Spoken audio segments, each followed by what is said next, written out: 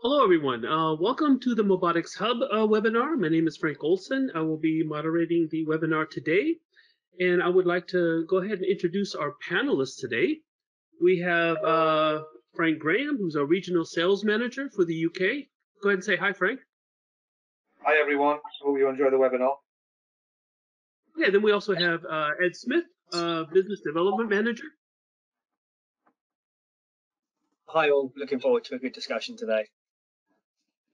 And then we have Dan Eames, who's our Technical Project Engineer. Hi, Dan. Hi, Frank, and everyone out there. Well, and I would welcome, thank you all for joining the panel today to discuss the hub. I'm looking forward to it also. So let's just move right into it. As you can see here, we have 4 levels of VMSs within the MOBOTIX portfolio. And this basically graph shows how MOBOTIX Hub fits into our VMS portfolio. We have the cloud, we have the Move NVR, we have our MxMC, but then later last year we began with MOBOTIX Hub, which we feel is an important part of our portfolio. So then you can see here some of the features that make up the hub, why it fits into our portfolio. Okay, so we'll go right into the next slide. So we are actually moving into a new world as MOBOTIX, and with the hub we have really expanded our knowledge and expanded our availability of higher, how can I say it, basically expanded the role of how we can, the projects that we can actually go for. Would anyone of you would like to comment on these 3 factors? Yeah, I'll jump in there, Frank. Basically, what the hub does is it basically does what it says there on the tin. It gives us endless possibilities. We can now enter into projects where maybe there are existing third-party cameras, where there are various levels of integration that are required. This is actually a platform where you can integrate other devices, other manufacturers' cameras if necessary, and it just moves us into a more flexible position as far as this kind of platform goes. Okay. Well, we'll go on to the next slide. These are 8 points that we really want to emphasize to our audience what the hub is about. And one of the most important things, of course, is the second point, the flexible and scalable scalability. However, I would like to have Ed comment on some of these points, which we feel is very important. So, Ed? Yeah, thanks, Frank. I think all these points are important. Let's just address them in turn. So from an intelligence point of view, the platform has various analytics, various types of devices, various types of solutions that can be added to it. So where we talk about intelligence, we can talk about not just security applications. I think more and more as the world becomes more data hungry in terms of what's going on in their own business, what's going on in the greater world, having the ability to add in not just security devices. So for example, the ability to look at retail trends through heat mapping, or the ability to look at kind of facial recognition for access control, or to look at how we can take barcode data, can all be added into the hub to drive intelligent solutions beyond just security. You mentioned the flexibility and scalability. Look, that's really key. Ultimately, what we need to be able to do is we need to be able to work in partnership with our clients and customers to deliver a solution, which can start off with 1 or 2 cameras and could grow over time as the business needs changes. Simple license model. We'll cover that further presently, but just to give kind of everybody a bit of a background in the license model, we keep it very simple. You start with your base license, and then you would look to just license other devices on top of that. We call them devices, not necessarily camera licenses, because not everything that's added into the solution is going to be a camera. It might be, for example, a temperature sensor in a fridge to make sure that a load of expensive stock that isn't becoming or isn't starting to thaw and therefore could turn into wastage within a retail or environment or a restaurant, for example. Safe, that we take the cybersecurity aspects very, very seriously, and you know, we've actually got a slide later that's dedicated to that, which we'll cover presently. The 5 levels, that kind of links back into the flexibility. It means that whatever the operational requirements of the business or the organization are, there'll be a version of the product that fits. And should that business grow or should that business change, you can move up through the different versions to give you the requirements and features that you need. User friendly, that's really, really important. It means that if you are familiar with one version of the product, you can use all of them. It's very intuitive. For example, all of the icons are consistent throughout the range. Everything's very much done on a sort of couple of clicks to get to where you need to be, which means finding information in pressure situations is really, really easy to do. So it means that if an operator is having to deal with something outside of the norm, so for example, something, you know, really extreme like a fire, they'll be able to deal with that within the solution and within the client application without having to worry too much about, right, where do I go? Do I need to go into a different software to find, for example, a muster report or some access control, for example? Individual, yeah, look, that's about the scalability. That's about being able to drive individual requirements within an organization. For example, a reception team may only need to see a few cameras covering a car park, but the group security director will need to have access to all of the reporting that's available within the product, or will need to have access to all of the cameras across the estate, for example. And in terms of reliability, look, again, this is something we'll cover in more detail later, but what we do have is it's a very solid platform. We go through regular testing to make sure that it's cyber secure, and the fact that we can also add in our own reliable technologies in terms of our own cameras to give a really robust solution that can grow with the client's needs over time. Okay, thank you, Ed. So you can see these, each point has a highly detailed description, and I think also they're all very important for us to pay attention to. The next slide, of course, now is what Ed had mentioned, is the licensing factor. The hub we offer in 5 different levels. The very first level is the L1, of course, which is a free entry version, which anyone can basically submit a request, and we'll go ahead and send you a free license on the L1. And basically, it's just for one location and up to 8 cameras. So this will give you a feel for what the hub looks like. Ed, would you like to go ahead and describe maybe some of the other levels? Yeah, sure, Frank, no problem. So yeah, as you rightly say, hub level 1 is kind of an introduction to the product and what we can do. As you work through the range, there are other additional features. I think it's important for people to understand, first of all, that there is an upgrade path, so that should people's businesses change or the requirements change, they don't have to chuck away the investment they've already made. I think that's a really important point. But when we take the individual different levels, really we kind of split them into 2 halves. So we would look at hub level 4 and 5 as the kind of the advanced products, if you like, and then we would look at 2 and 3 as the kind of more kind of, I guess, business ready or kind of almost off the shelf solutions, where there are still a lot of needs. There's still a high level of security required, but some of the kind of more advanced features, for example, failover recording isn't going to be required for a lot of mid-size applications, and therefore why pay for a feature that you're never going to use?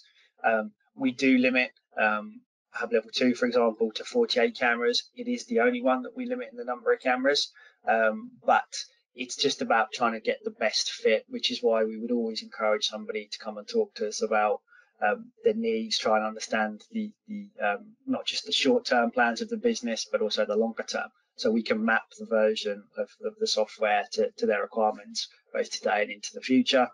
And then, you know, kind of at the top end, when we look at hub level 5, that's really where we start to look at a larger organization that perhaps has more complex security needs and is also looking to take more kind of data in the terms of heat mapping that we mentioned earlier to drive kind of their business forward, as opposed to just relying on perhaps the pictures to be after the fact when incidents have happened.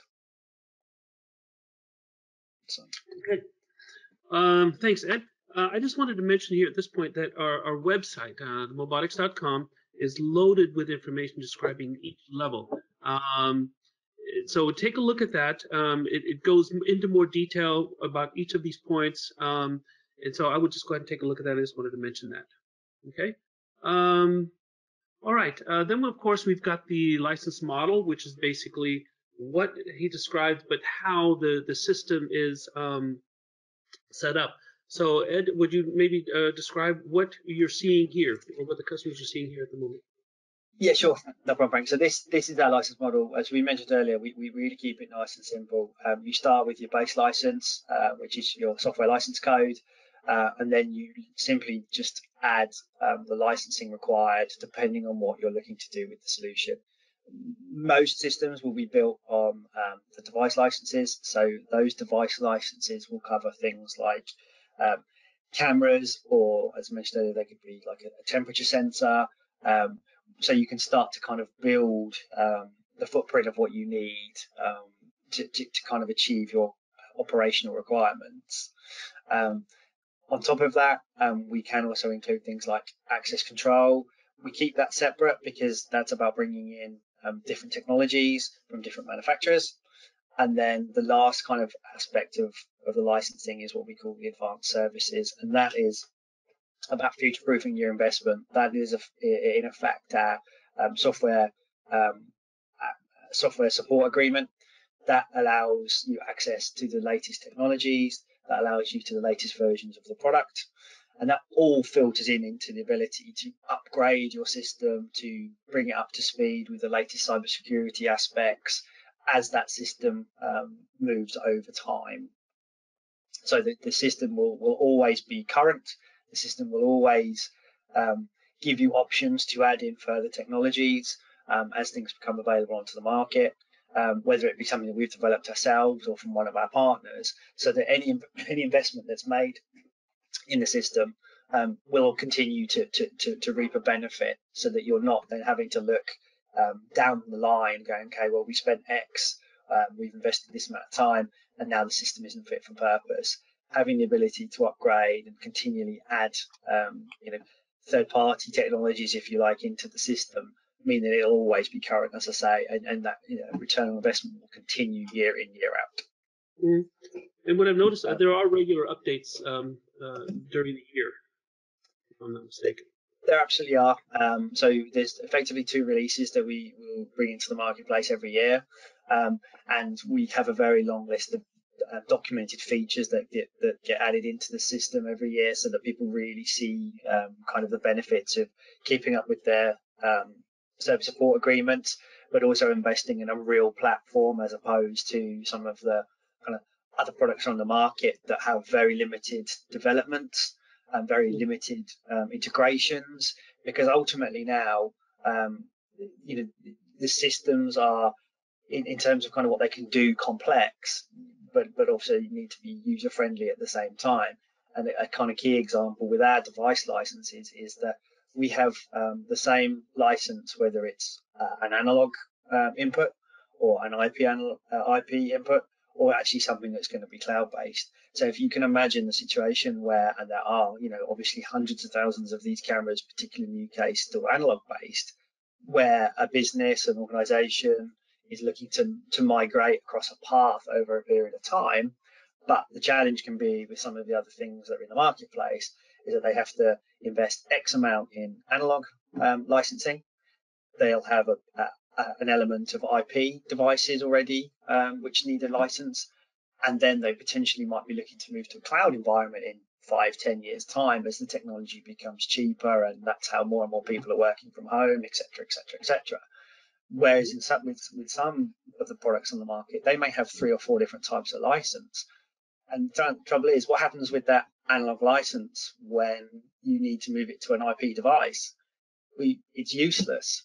Whereas from our point of view, we are consistent with it is one device type all the way through, so that you'll never not have the right license. You might need more, you might need less, but you'll never have the wrong license to do what you want to do with your system. And I think that's really, really important when people are looking at making investments in their systems that are going to be around for a long time.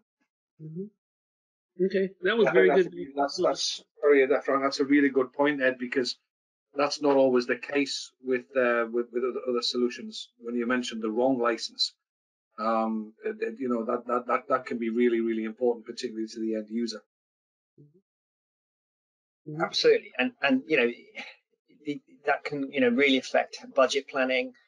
It can really affect kind of what the system might potentially look like. And actually, as we've seen, when we've just had these discussions with people, having the wrong license means that they simply just cannot deliver the type of value that they want from the system, whether it be a security application or whether it be more of a business information solution, like people counting for occupancy or number of car park spaces being used, or whatever it may be. Just simply by not having that right type of license, or they're having to spend money on things that actually they shouldn't be needing to invest in. Okay, all good points. Thank you. Now the next slide is an interesting slide. This shows I think it's just a schematic on the interconnectability between different levels. Is that correct? Is that how I'm seeing this, Ed? It is. So it's a very simple design of how a solution can go together. One of the challenges for all organizations is that they will have different needs on different sites. So what we're trying to illustrate here is the ability to be flexible, as we talked about earlier. So in our example, if we look at kind of the middle part of the picture, that would be a kind of, if you like, head office environment, or disaster recovery center, or even an alarm receiving center, perhaps. And then below, you've got a couple of different remote sites. So I start with the one on the left. That's another site that's running Hub 5 and across the same network. So that's a very easy transition. They're streaming the images and the data from that location back to kind of the central point, if you like. The middle site, that could be a site that perhaps is a regional office, for example, or a smaller site that doesn't need the same level of security, or, for example, might not need failover as part of its kind of operational requirements. And the easiest way to manage that would be to interconnect those sites back to our main system. So again, not paying for features that you don't need, not investing in software that you're never going to use. And then on the right side of the picture, we have our real small site running Hub 2 that perhaps is a data center hall, a hall in a data center that the client is renting. And what they do is they would push that straight into the cloud environment, whether it be their own or provided by Azure or AWS, for example. And that again is reporting back to a central site. What we're just trying to illustrate there is that you can mix and match the features and the levels of the solution without having to invest in technology that either you're never going to use, or actually is going to add strain to the infrastructure across your network or your storage requirements. And honestly, if it's never going to be used, really, why pay for it? If, for example, as we've had in the past, one of those sites grows because the business expands, or they take a further floor in a building, for example, there is an upgrade path, as we've mentioned. And although the infrastructure wouldn't change, perhaps just the version needs to be upgraded. And that's where they can then start to lever some of that technology to a greater extent, while still streaming it back into a central point to be monitored for out of hours or marketing analysts or whatever it may be. It's just about giving people flexibility and choice to really get the most from our solution. Okay, thank you very much, Ed, for that. So we've gone through the licenses, some very key points, a little bit about the structure and design, and those are all very important points. The next point is also a very important in today's age, is the cybersecurity issue. Here are some few points. that we do. How can I say it? MOBOTIX has always believed in cybersecurity, and we've implemented those kind of security measures into the hub. Some of were already in the hub. However, we've really integrated that. And maybe Dan, maybe you can make some comments about this slide regarding the cybersecurity issue. Yeah, sure. Yeah, so I think over and above the usual sort of networking security that people are familiar with, such as the HTTPS and digital signatures, with certificates and so on. Network design here would allow us to physically separate our corporate network from our camera network, which again is another way to, if you had some cameras that had a security vulnerability, of course they'd be separated from your corporate network. Definitely not with a MOBOTIX camera. And then something that we're seeing increasingly is the requirement to have the compliance with FIPS standard. Although an American standard, this is something we've seen people asking for by and large because it's written to a standard, particularly high standard, that a lot of major corporates feel comfortable with. So that's a layer of security that we offer. Mm-hmm. Anyone else? I think just also with from a cybersecurity point of view, Frank, and part of kind of the constant ability to kind of use the system in an easy way, it's worth noting that we also support things like Active Directory, which gives an organization a lot of control over who and how and what being accessed. Within each of the versions, you can create user groups. You can really lock down kind of what people have access to, because I think it's kind of quite important that when we talk about cybersecurity or data security, we all look at external threats, being hacked, people trying to add things to the network or access the network to get to data. And one of the things that we forget is that there's always the kind of potential inside threats, and having the ability to obviously everybody has a unique credential to log in, which is fully logged and traceable. We also have the ability to lock down what they can see when you are happy to give them a login. So, for example, quite a common one for us is the reception teams of an organisation being able to monitor car parks in real time, but they don't have access to playback, for example. And that's a very basic example, but it's just about again, kind of that whole security of the data, not just from an external threat, as I say, but what's being handled internally, because you have to think about things like GDPR, for example. And it's just about that kind of mindset of what other threats could there be alongside the kind of, as I say, the external threats that get so well publicized in the press, and how we can work to mitigate, all types of challenges. Mm-hmm. Mm-hmm. Exactly. I also have to mention we do also provide a hardening guide that explains many of the security measures around the hub, and that is can also be found on our website. And if anyone would like to request that, we can also send them the hardening guide. It's a very, very detailed document. Okay. Anyone else? I think we've discussed that enough. The next slide. Now you mentioned how to access the data, who can see it, and so how do they access the data? How do they access the footage? How do they get into the hub? And these are three different platforms that the customer can actually view from. So you got the mobile, web, and the desk client. And these all come with the hub already. Is that correct? Yeah, that's correct, Frank. I mean, I think it's an important point to make clear that all of our clients are included within the product.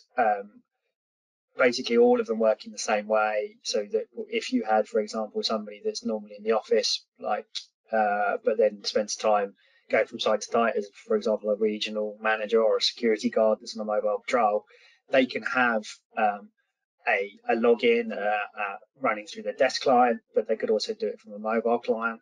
And you can cover things like opening and closing doors from the mobile client.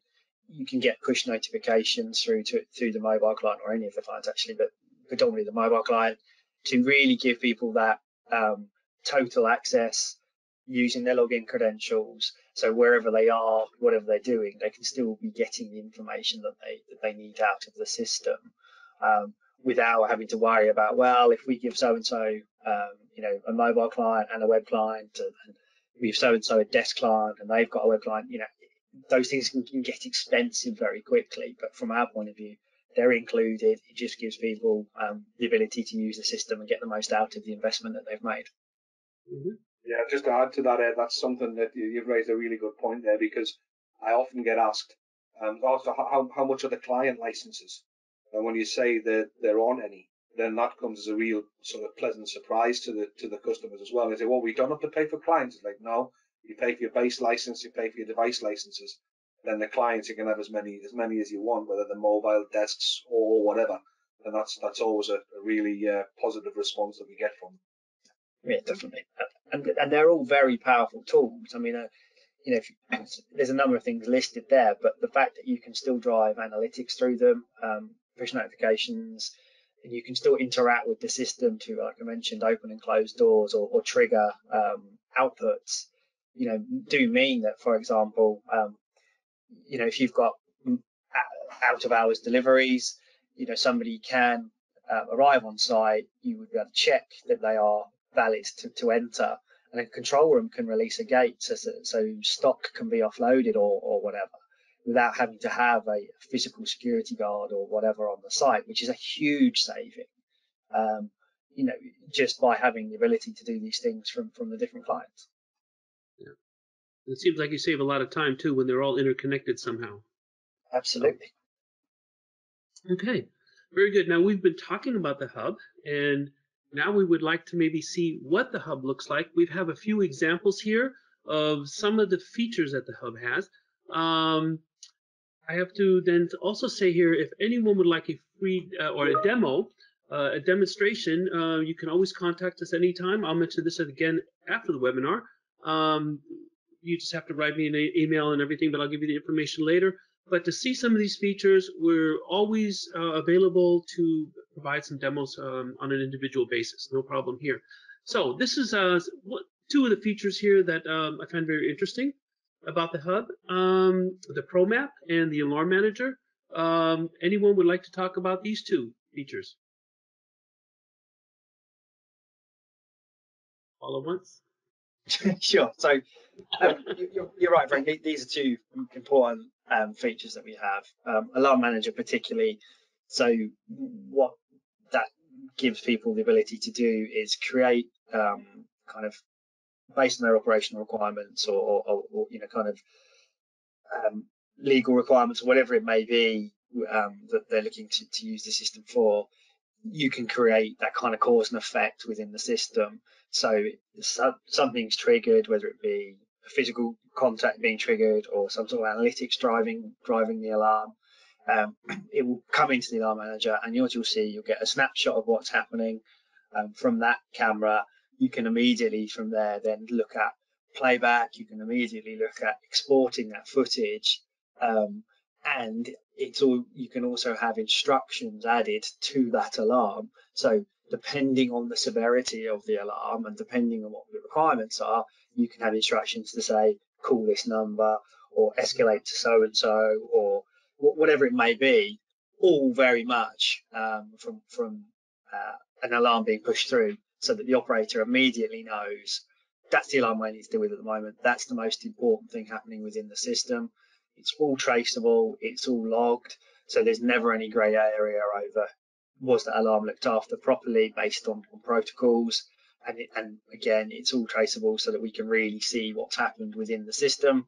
And again, it's about giving the operator easy use of the information that's coming in so that they can deal with whatever the situation is. I mean, it may just be, a delivery coming onto site, but it could be something much more sinister.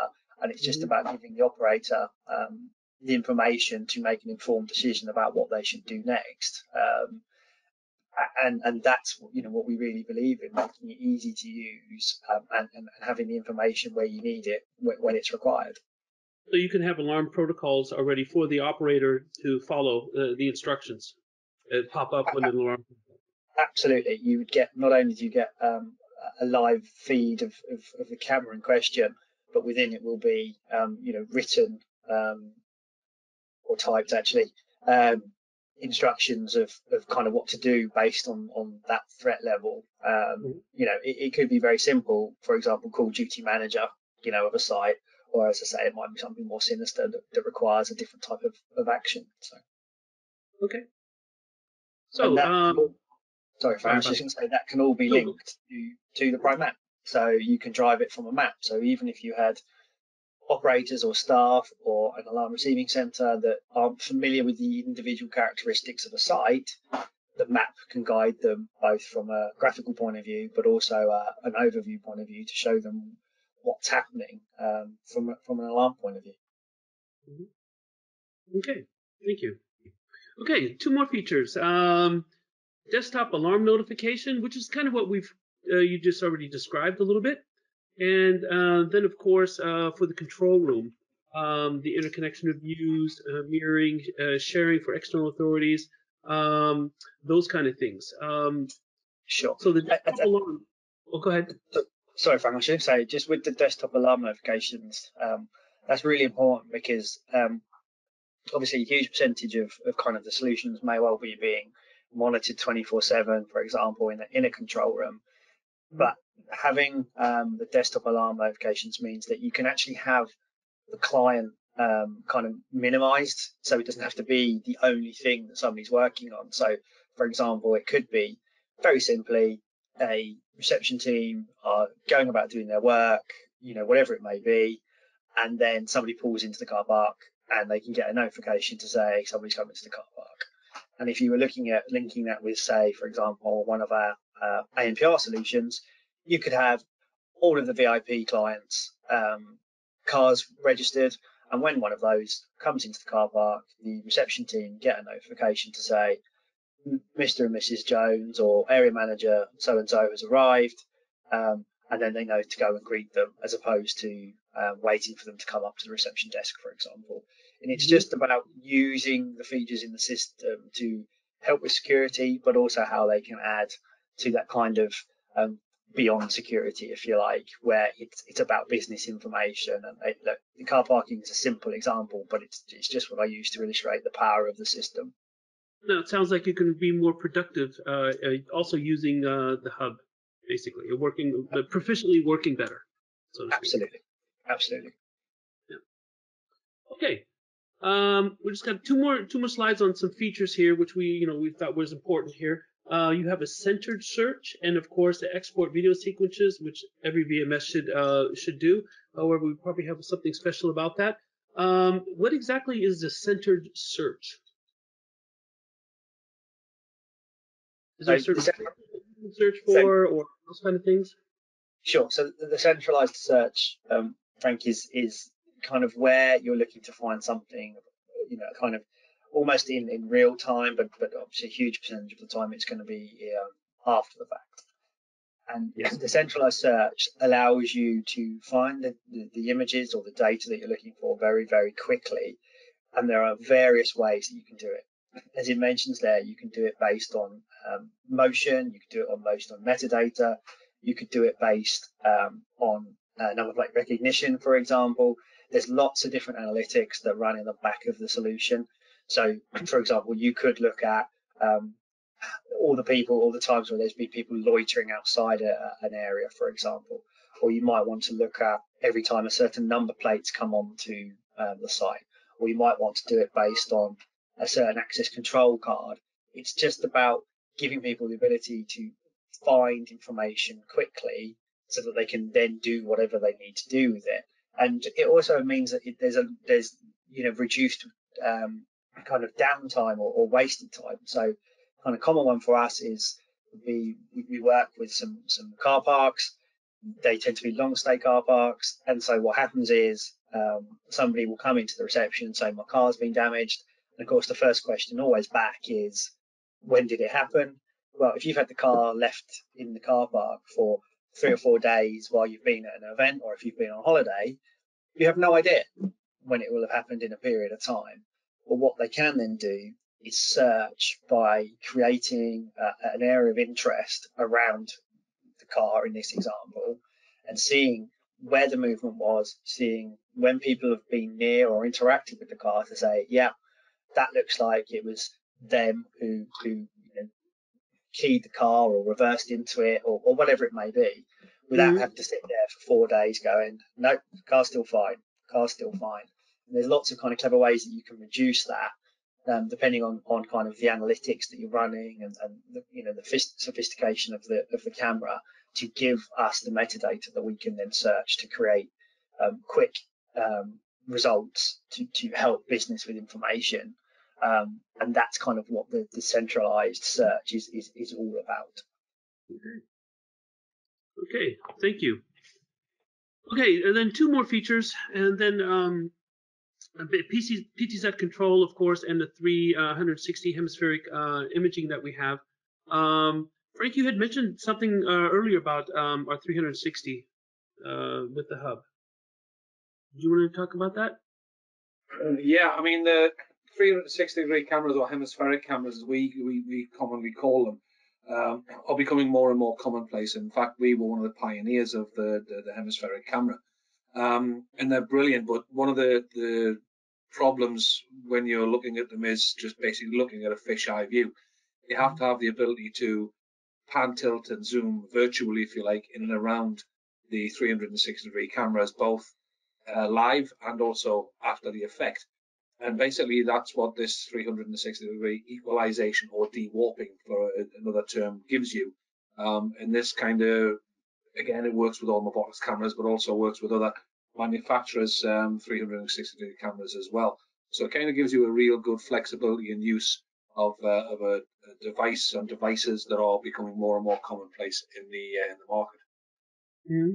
And we are the best in performing the dewarping, I think, in the fisheye technology, for sure.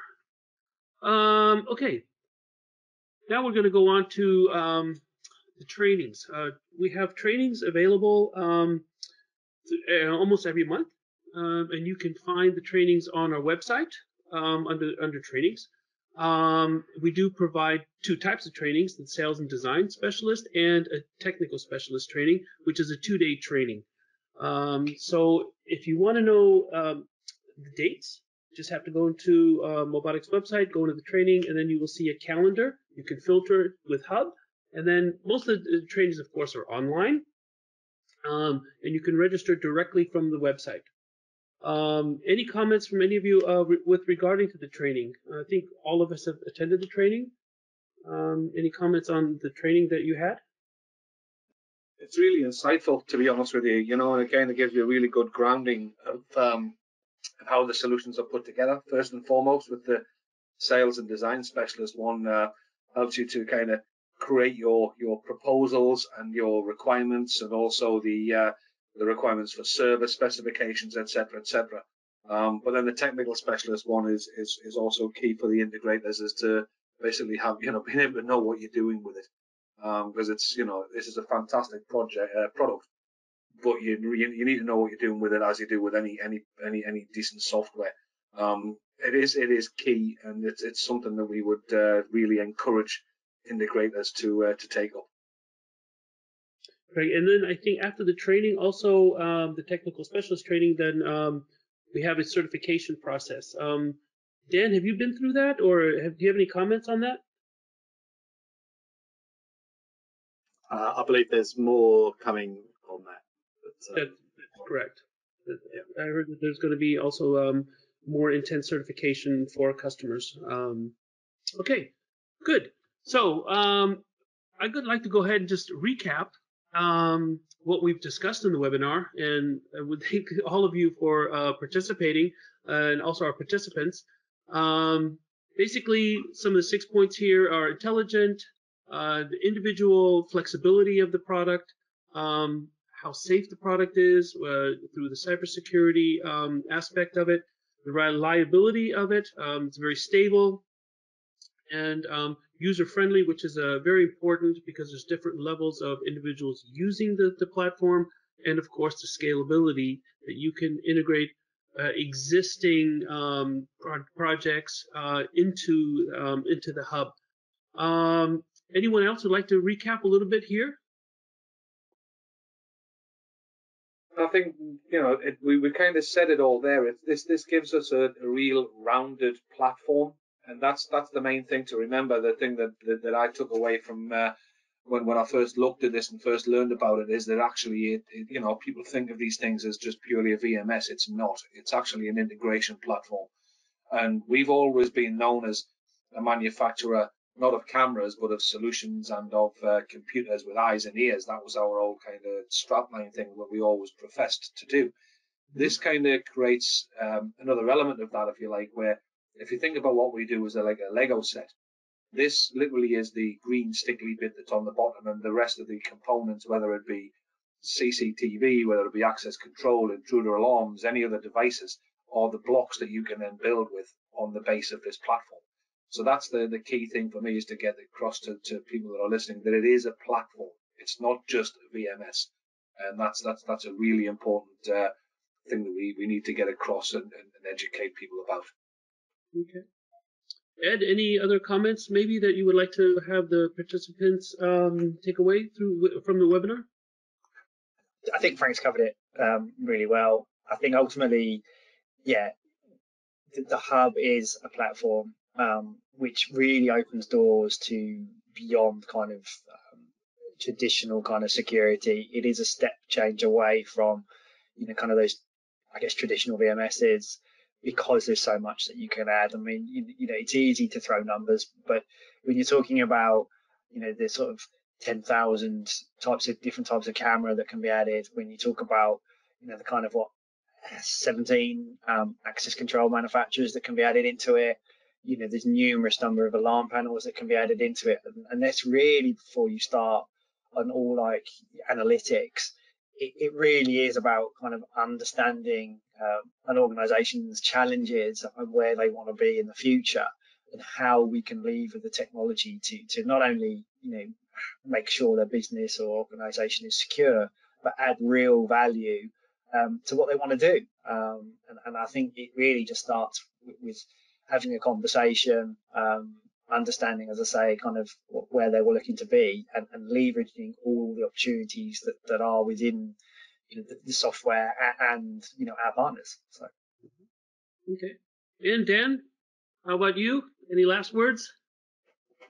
Yeah, I think you know, so much has been said, and there's perhaps not too much to add. But you know, anyone who's familiar with the management center obviously understands a little bit about how MOBOTIX and VMSs are. But this is a next level for many reasons that we've spoken about. But obviously, you know, integration of all devices, not just necessarily cameras, and really it puts the platform is then complete with that. So I think you know, it's great to just have a chat with someone if they're interested in learning more about what we're doing, and we can show them what the platform looks like, how it operates, and we can talk about specifics. Okay, thank you. So this is the last slide. Now, if someone would like to test the hub, you can actually request a 30-day free of charge testing of every level of the hub. You just got to let us know, and we'll go ahead and send you a license free of charge for 30 days, any level. And of course, the Hub L1 package is free of charge. You can play with it at home.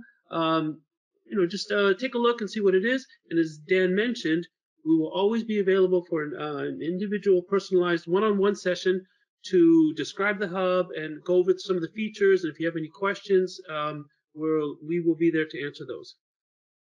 So basically, if you have any questions, just go ahead and email me. If you would like a free license hub, just go ahead and email me, and we'll make sure that you get that information, okay, and you get the license. I would like to thank all of the panelists for joining today. I thought it was a very informative session, and I'm really looking forward to talking more about the hub to all of our participants. I wish you guys a good night and have a good day. Thank you. Thanks very much, guys. Thanks, guys. Thank you, everyone. Bye-bye. Bye-bye.